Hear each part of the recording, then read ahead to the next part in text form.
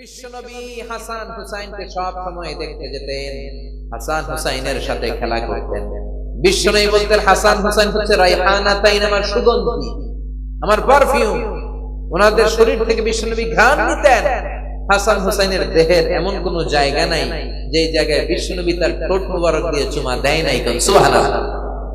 আবার হাসান আর হুসাইনকে আনন্দ দেওয়ার জন্য বিশ্বনবী সব নবীদের নবী, গোটা বিশ্বের সব চাইতে সেরা মানুষটা ঘোড়া হয়ে সাজতেন।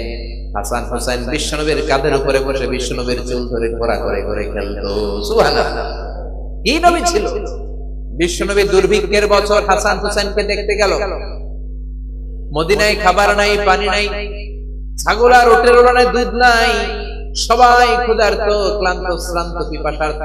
বিশ্বনবী যখন গেলেন মসজিদে নববীতে জোহরের নামাজে জামাত ইমামতি করে বিশ্বনবীর কন্যা ফাতেমার ঘরে গেলেন। হাসান হুসাইন শুয়েছিল, ছোট্ট মানুষ। নানাজির পায়ের আওয়াজ শুনে দৌড়ে এসে বিশ্বনবীকে ঝাপটে ধরলেন। ও নানাজি, কত ভালোবাসি আপনাকে, আপনি আমাদেরকে কত ভালোবাসেন। গতকাল দেখতে আসেন নাই কেন? আজকে সারাদিন শেষে জোহরের পরে আমাদেরকে বুঝি দেখতে আসার সময় হলো? বিশ্বনবী বললেন, ও হাসান, রাষ্ট্রীয় কাজে ব্যস্ত ছিলাম, গতকাল দেখতে আসে নাই।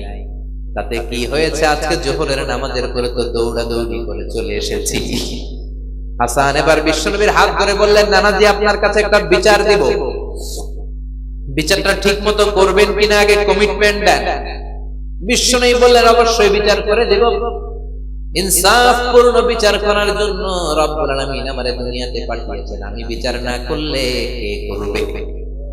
হাসান বলল, নানাজি, বিচারটা আর কারণ নামে বিচার নয়, আপনার মেয়ের নামে বিচার, আপনার মেয়ে ফাতেমার নামের বিচার। বিচারটা হলো আপনার মেয়ে আমাদেরকে খাবার দেয় না কেন?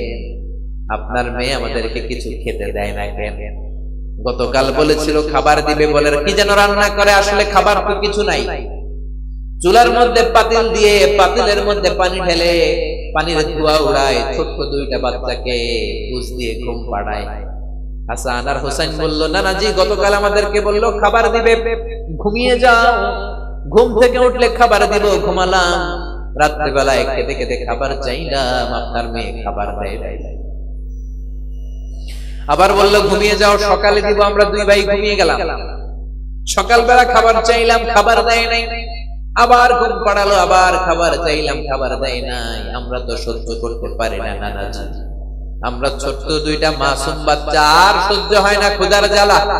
আপনি বিচার করেন, আপনি একটা সুরাহা করেন, আপনি আপনার নিজের মেয়ের বিচার করেন। কেন আপনার মেয়ে ফাতেমা আমাদের সাথে